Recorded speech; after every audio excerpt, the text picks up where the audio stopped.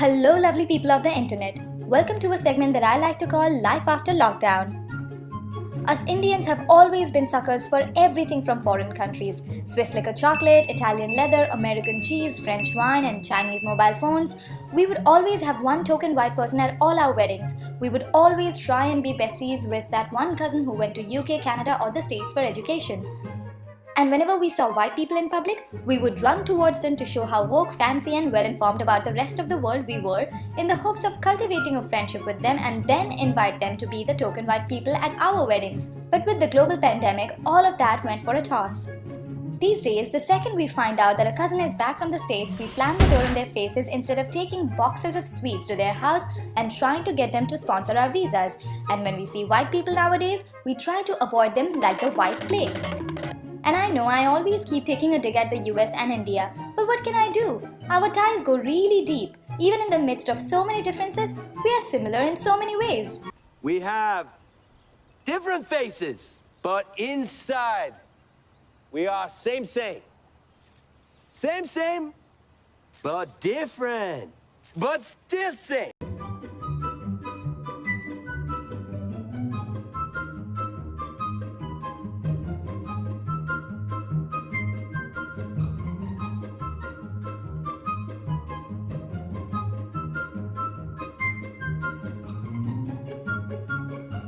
Speaking of the lockdown, it has brought out the best and the worst in people. We have seen people donating their entire monthly pension and cooking for the homeless, but on the other side, we have also seen individuals contaminating ticket machines, hoarding supplies, and spreading the virus, among other terrible things. But the absolute worst thing that came out of this lockdown was Indian TikTok. The cringe is so hard that you are going to need a PPE to protect yourself from just the cringe alone. It is undeniable that during this time, the economy has taken a huge hit, and everyone, starting from the poor daily wage workers right up to the multi-billionaires, are suffering. Speaking of the economy, toilet paper and sanitizers have become the new currency. Move over, Bitcoin, we've got some new players in the market. Sanitizer today is comparable to liquid gold and were being hoarded and sold for up to $100 per bottle in the black market. Talk about exploitation. Rich people in the past boasted about wiping their bum with $20 bills to show how rich they were, but now they will be wiping their bum with regular 2-ply toilet paper to do the same.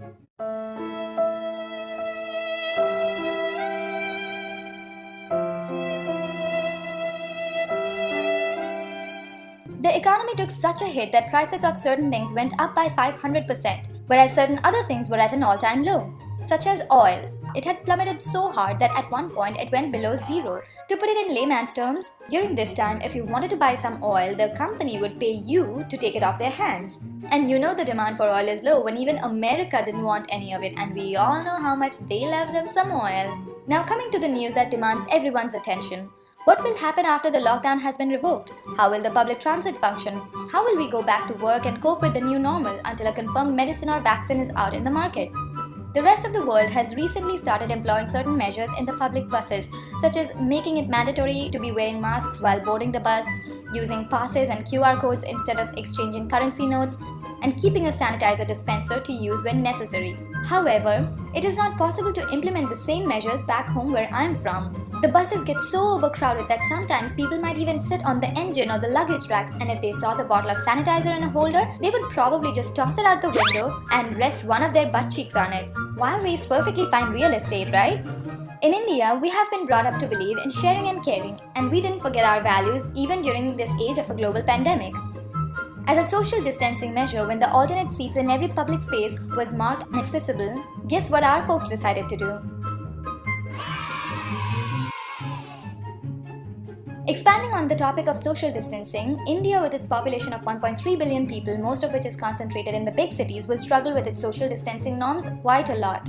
India relies heavily on the super crowded modes of public transportation where you barely have the room to breathe. So you can imagine how maintaining a 2 feet distance between every two people is nearly impossible, and this is keeping everyone up at night already. Not in India though. All the way over in the good old US of A, because our good friends over there at the Flat Earthers Association are extremely worried that if the whole world starts maintaining social distance, they might eventually fall off the edge of the earth. In the post-COVID world, there has been a sudden surge in the popularity of PPE-themed fashion shows. But because of the slow economy, the fashion industry has taken a huge hit as well. The stocks are at an all-time low owing especially to the reduced sales of trousers. You see folks, in the past, showing up to work without your pants was considered sexual harassment, but now it is called working from home. My boyfriend and I have a very progressive relationship.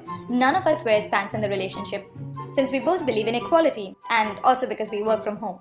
In our relationship, the gender roles are blurred, and with the salons not being listed as essential services, even our appearances are following suit, with his ever-growing hair and my inch-long mustache. In this post-COVID world, there are some lessons that the whole planet can learn from India. The world should switch from high fives and handshakes to namaste, and with a surging scarcity of toilet paper, people should just resort to jet sprays and lotas.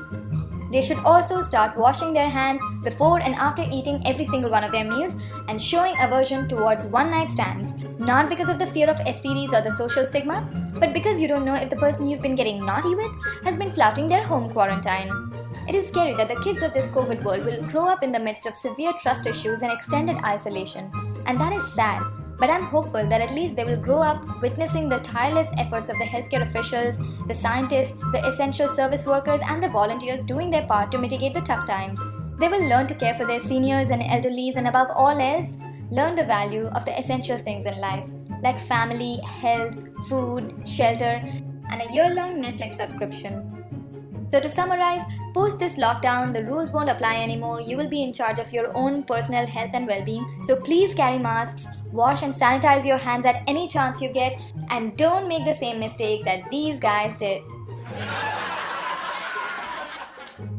Peace out.